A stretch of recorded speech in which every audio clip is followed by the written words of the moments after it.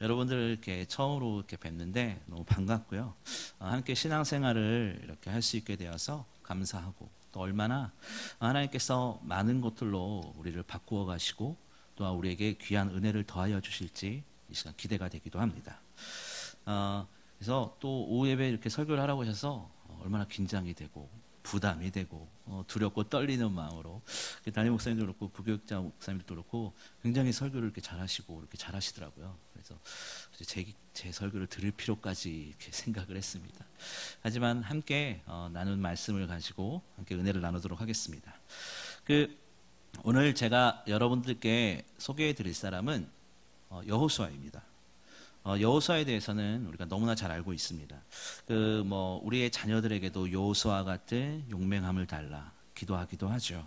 그래서 여호수아 하면 보통 모세의 뒤를 이어간, 모세의 뒤를 따라간 사람으로 유명해요. 우리가 잘 알지만 제가 묵상한 주제를 가지고 함께 이 변화라는 제목을 가지고 함께 은혜를 나누려고 합니다. 오늘 제목은 변화입니다. 어떤 변화를 이야기하고 있는 것일까요?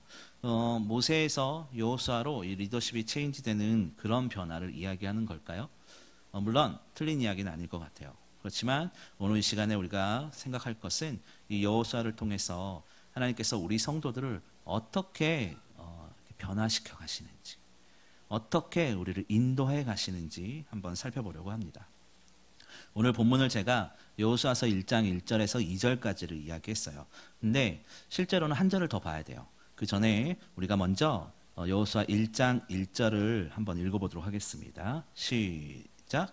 여호와의 종 모세가 죽은 후에 여호와께서 모세의 시종 눈의 아들 여호수아에게 일러 가라사대. 아멘. 자, 잘 기억하셔야 돼요. 그리고 여호수아 맨 끝장으로 가서 여호수아서 24장 29절을 한번 볼게요. 여호수아가 죽을 때의 기록입니다. 여호수아 24장 29절 앞에 있으니까 한번 읽어보겠습니다. 시작. 이 일 후에 여호와의 종 눈의 아들 여호수아가 100세에 죽음에. 아멘. 네, 여러분 이 차이점이 보이세요? 이 앞에 여호수아 1장 1절하고 여호수아서 24장 29절하고 그 차이점이 보이세요? 과연 그래요, 맞아요. 앞에서는 모세의 종 여호수아라고 소개를 하고 있어요. 여호수아를 소개할 때. 그런데 여호수아서 끝으로 가면 모세의 종이었던 여호수아가 110세의 죽음에 이렇게 나오지 않고 여호와의 종 여호수아라고 그래요. 과연 여호수아에게는 무슨 일이 있었길래 이렇게 갑자기 이런 신분의 변화 같은 이 변화가 있었을까? 무엇이 여호수아를 그렇게 바꾸어 놓았을까? 오늘 시간 한번 찾아보려고 그래요. 오늘 제가 이야기를 하나 해드릴 거예요. 한 목회자 부부가 있었습니다. 그런데 그 가정에는 아이가 없었어요. 그 사모님이 3번의 유산을 통해서 이제 우리는 안 되나 보다 하고 자포자기를 하고 포기를 하시고 입양을 생각을 하셔서 입양을 했습니다. 2명의 딸을 입양하기 시작했어요. 2명의 딸을 입양했는데 그 중에 사랑스러운 딸아이 둘을 입양을 했는데 그 첫 번째 딸이 외사씨인 거예요. 한쪽 눈이 초점이 안 맞는 거죠.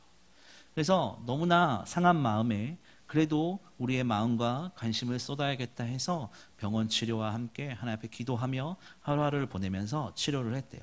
그런데 그게 끝나자마자 둘째 딸이 숨을 제대로 못 쉬는 거예요.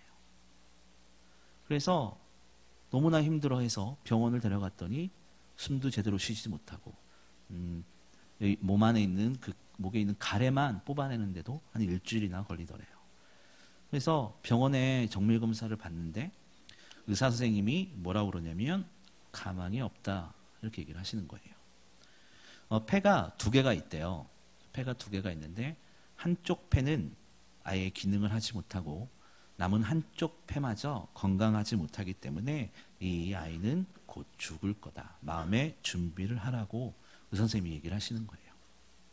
그 말을 들은 사모님이 앞이 캄캄했답니다. 세상이 원망스러웠대요. 여러분 그러시지 않으시겠어요? 회복이 불가능하다라는 말을 들었을 때 얼마나 힘들었겠어요. 얼마나 세상이 원망스럽고 내 자신이 비참하고 안타까웠겠어요. 병원 비상구에 쭈그려 앉아서 하염없이 울었답니다. 제발 내 딸만 살려달라고. 계단을 오르내리는 사람들이 쳐다보지만 너무나 서럽고 너무나 억울하고 너무나 안타까워서 창피한 줄도 몰랐대요. 벽에 기댄 채 얼마나 울었는지 머리가 어지러워서 일어설 수도 없는 지경이었답니다. 그래서 자신도 모르게 절로 기도가 나오는데 자신의 딸만 입양한 그 둘째 딸만 살려주시면 내가 신장이라도 하나 꺼내서 드릴 테니 하나님 제발 이 아이 좀 살려주세요. 이 고백이 있었습니다. 내 목숨과 바꾸어도 좋으니 내 딸 살려주세요 라는 그 기도의 고백이 있었답니다. 여러분, 이 목사님 부부가 얼마나 많이 울었을까요? 얼마나 많이 간절히 기도했겠어요? 얼마나 힘들고 간절하고 힘겨운 하루하루가 있었을까요? 그런데 어느 날 다른 병원, 더 큰 병원으로 가서 진단을 받아보자 해서 다른 병원으로 가서 진단을 받아보니 폐쇄성 모세의 기관지염이라는 병이 있대요. 그거라는 병명을 확정을 받았어요. 그래서 그 병명을 알게 되자 치료의 방법이 조금씩 생기기 시작하고 그래서 조금씩 희망이 생기기 시작했대요. 그래서 그 후로 4년 동안이나 집이 대전이셨는데 서울을 거의 동네 병원 드나들듯이 이렇게 왔다 갔다 하면서 이렇게 치료를 했다라고 합니다. 그렇게 생명의 위태함을 하루하루 넘기고 살아온 그 사랑스러운 입양한 둘째 딸이 초등학교 3학년 운동회 때였답니다. 그 딸이 80m 달리기를 하는데 6명 중에 5등을 했대요. 말이 좋아서 5등이지 꼴 뒤에서 두 번째잖아요. 그런데 그 5등으로 들어온 딸을 부여잡고 그 운동장에서 그 전교생이 있는 데서 그 사모님이 그 둘째 딸을 붙들고 펑펑 울었대요. 호흡기를 떼고도 숨을 쉬게 되고 숨을 쉰 것마도 모자라서 달릴 수까지 있게 된 그 은혜가 감사해서 그 등수와 상관없이 그 운동장에서 흐르는 눈물을 감출 수가 없었다고 그 사모님이 고백을 합니다. 이게 누구의 이야기냐고요? 그 사랑은 여전히 사랑이어서라는 책을 쓴 윤정희 사모님의 고백입니다. 이 이후로도 총 10명의 자녀를 입양해서 키우고 계십니다. 대단하죠?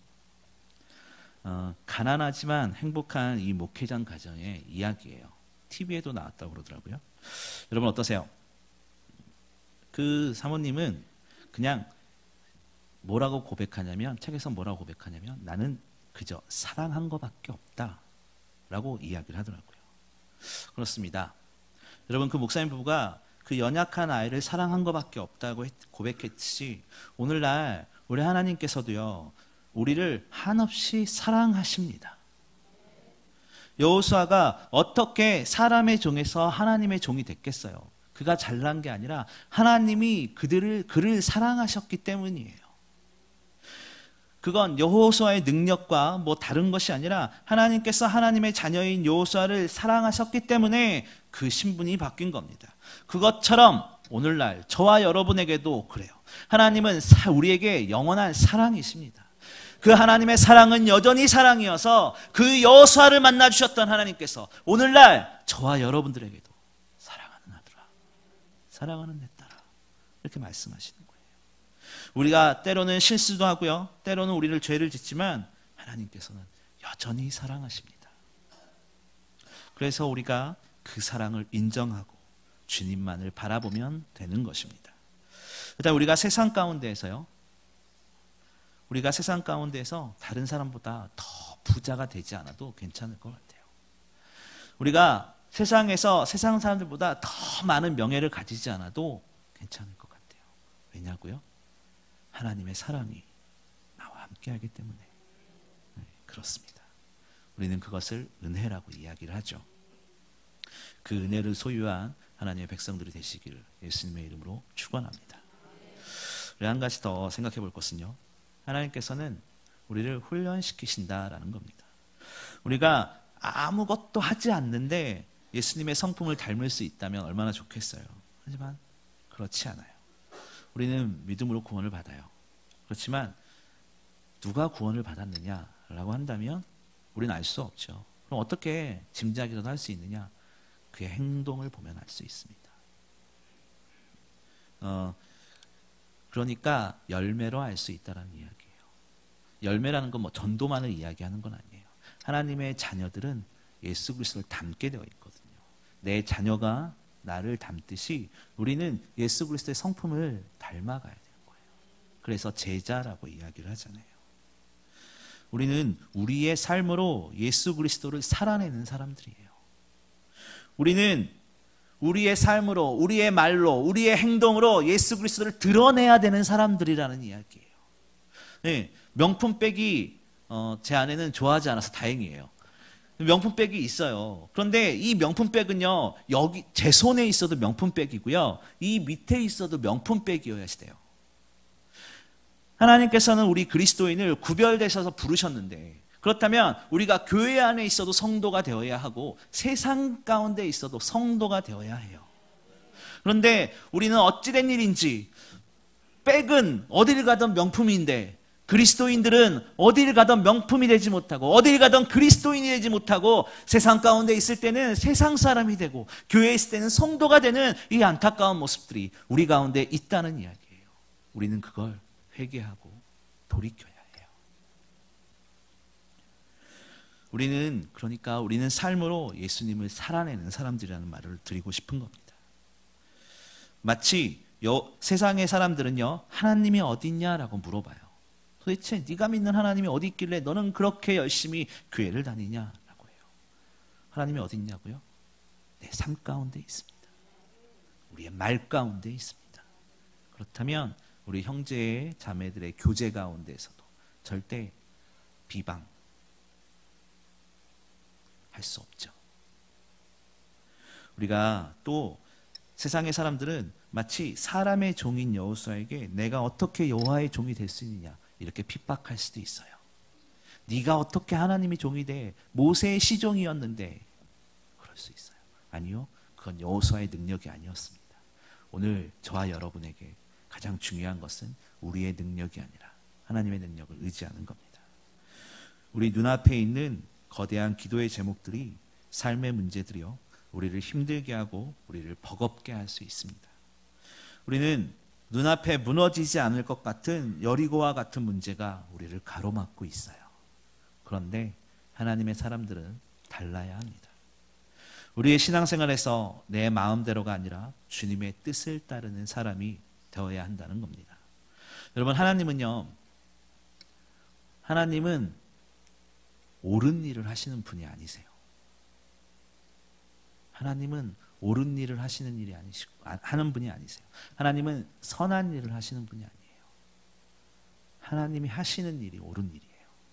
하나님이 하시는 일이 선한 일입니다. 마치 우리의 눈으로 하나님 이건 이렇게 해주셔야 되고요, 저건 저렇게 해주셔야 맞아요. 아니요, 하나님이 하시는 일이 옳은 일입니다.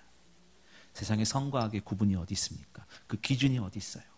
하나님의 하시는 일이 기준이 되는 겁니다. 우리의 삶에서, 우리의 선택 앞에서 우리가 어떤 선택을 해야 할까요? 내 삶에서 하나님이 일하시도록 해야 그것이 하나님의 뜻이 되고 하나님의 방법이 되고 하나님의 의지가 되는 것입니다. 말씀과 기도로 온전히 하나님의 뜻을 묻고 하나님께서 내 삶을 온전히 주장하도록 해야 그것이 옳은 일이 되는 거예요. 하나님은 그 과정을 만드시기 위해 우리를 훈련시키십니다. 여러분, 아브라함을 생각해 보세요. 우리는 믿음의 조상이라고 이야기를 하잖아요. 생각해 보세요. 아브라함이 믿음의 조상이에요? 실제로 그 삶의 면면을 보면 아내를 2번이나 누이라고 팔아먹은 사람이 어떻게 믿음의 조상이 돼요? 뭐가 그렇게 대단하길래? 그런데 하나님께서는 그를 통해서 믿음의 조상으로 만드시고 그를 구원의 역사 가운데 들여보내주셨다라는 이야기예요. 또 아브라함뿐일까요? 여러분, 다윗은 어때요? 사도행전을 보니까 다윗은 하나님의 마음에 합한 자래요. 그런데 여러분, 다윗은요, 왕이 됐을 때를 좀 볼까요? 왕이 되어서 전쟁에 나갈 필요도 없어졌어요. 이제 먹고 싶은 것도 마음대로 먹을 수도 있고요, 좋은 궁전에서 편하게 살 수도 있는 그 상황에 그가 하나님을 더 열심히 하나님만 바라봤으면 좋겠는데 그가 어디를 바라봤는지 아세요? 남의 여자 목욕하는 거 쳐다봤어요. 다윗이 결점이 많잖아요. 하나님께서는요, 우리가 허물 많고 연약하고 이걸 다 아세요. 우리는 아닌 척하지만 하나님께서 다 아신다고요. 그런 세상 가운데 쓰러져 있는 우리를 하나님께서 부르시고 이끄셔서 하나님의 자녀 삼아 주신다는 거예요. 우리에게 기도의 제목이 있다는 것은요, 축복이에요. 미친 듯한 이 절박한 기도의 제목이 있다는 건 은혜라는 이야기예요. 로마서 15장 13절을 보면요, 그 성령의 능력으로 소망이 넘치게 하라 이런 말을 해요. 이게 무슨 얘기냐면 우리가 소망하고 기도하고 이런 마음에 소원하는 것들은, 소망해야 할 것들은 성령 하나님께서 우리의 삶을 주장하셔야 된다는 이야기예요. 우리 마음 가운데 신앙생활에 하루하루 한 주 한 주 걸어가는 것은 내 힘과 내 능력으로 하는 것이 아니라 성령 하나님께서 나를 주장하셔서 온전히 나를 이끌고 가셔야 그게 가능하다는 이야기예요. 여러분, 왜 우리가 기도하고 왜 말씀을 봐요? 내 삶이 온전히 하나님께 붙들려 있기를 원해서, 너무나 부족하고 허물 많은 우리지만, 너무나 날마다 쓰러지고 날마다 죄 짓는 우리지만, 그렇지만 부족하고 연약하지만 약할 때 강한 되신 하나님, 나를 이끄시고 나를 통해서 일하시고 나를 통해서 역사하셔서 하나님의 귀한 일꾼 삼아 주려고 우리 그러는 거잖아요. 우리는 우리의 힘과 능력으로는 절대 되지 않는다는 것입니다. 우리의 힘으로는요, 우리의 능력으로는요, 당장 무언가 될 것 같지만 절대 그렇지 않습니다. 오직 하나님께서 도와주셔야 해요. 하나님께서 우리를 이끄셔야 우리가 살 수 있는 것이고, 하나님께서 우리에게 능력을 주셔야 우리가 세상을 능히 이길 수 있다는 겁니다. 가장 중요한 거, 우리가 하루하루 버텨낼 수 있다는 거예요. 그럼 우리가 어떻게 하나님을 바라보면서 우리의 삶을 버텨낼 수 있을까요? 우리 여호수아 1장을 읽었는데요, 그 뒤에 쭉 내려가서 1장 6절을 보면요, 뭐라고 돼 있냐면요, 우리의 삶을 어떻게 버텨내느냐. 여호수아가 얼마나 두려웠겠어요. 얼마나 무서웠겠어요. 출애굽을 했을 때 모세가 그 민족의 지도자, 애굽에서부터 끌고 나왔던 영적인 지도자 모세가 죽었을 때 여호수아가 얼마나 두려웠겠어요. 그때 하나님께서 뭐라고 그러시냐면, 오직 너희는 마음을 강하게 하고 담대히 하라 말씀하십니다. 우리가 하루하루를 어떻게 버텨내야 되냐고요? 마음을 강하게 하고 우리의 마음을 담대히 해야 되는 겁니다. 네. 성경은 이런 앞에 있는 부사 같은 이런 단어들을 좀 잘 봐야 돼요. 오직입니다. 오직. 다른 건 허용하지 않는다는 거예요. 사람의 종이었던 여호수아가 여호와의 종으로 바뀔 수 있었던 결정적 키워드는 오직입니다. 오직. 여호수아의 유언도 그래요. 너희는 이제 섬길 자를 택하라라고 합니다. 택하라. 나와 우리 집은 오직 여호와 하나님만을 섬긴다고 고백합니다. 이것이 우리의 고백이에요. 그가 모세의 종, 사람의 종에서 여호와의 종으로 바뀌게 되는 과정입니다. 결론을 맺도록 하겠습니다. 여러분, 하나님은 사랑이세요. 징계의 하나님들을 많이 만나셨는지 하나님은 사랑이십니다. 네. 그 독생자 아들을 주시기까지 우리를 사랑하셨잖아요. 네. 그 사랑을 우리가 흘려보낼 줄 알아야 돼요. 우리는 예수 그리스도를 증명하는 사람이잖아요. 우리의 능력이 아니라 우리의 삶으로. 또 재직해도 이제 뒤이어 하실 텐데, 우리는 우리의 삶으로 하나님께 영광을 돌려야 하고요. 무언가 목사가 된다거나 이런 것들은 재직이 된다거나 이런 건 힘들죠. 어렵죠. 하지만 더욱더 하나님을 가까이 할 수 있는 기회가 생기는 거기도 합니다. 여러분, 그 선택 앞에서 여러분들은 어떻게 하시겠어요? 처음에 예화를 들었던 것처럼 사랑은 여전히 사랑이어서, 하나님의 사랑은 여전히 사랑이어서 오늘 이 시간 우리를 통해서 하나님이 살아계시면 우리의 삶을 통해서 보이실 겁니다. 우리는 그 삶의 과정들을 버티고 견디고 우리의 마음을 하나님의 말씀으로 단단히 하고 우리의 기도의 제목들을 또 하나님 앞에 아뢰고, 그리고 하루하루 믿음으로 승리할 수 있는 저와 여러분들이 되기를 원합니다. 여호수아가 여호와의 종으로 바뀔 수 있는 가장 큰 이유는 여호수아가 잘나서가 아니라 하나님의 사랑이라는 것을 우리가 기억하고 날마다 승리할 수 있는 저와 여러분들이 되기를 예수님의 이름으로 축원합니다.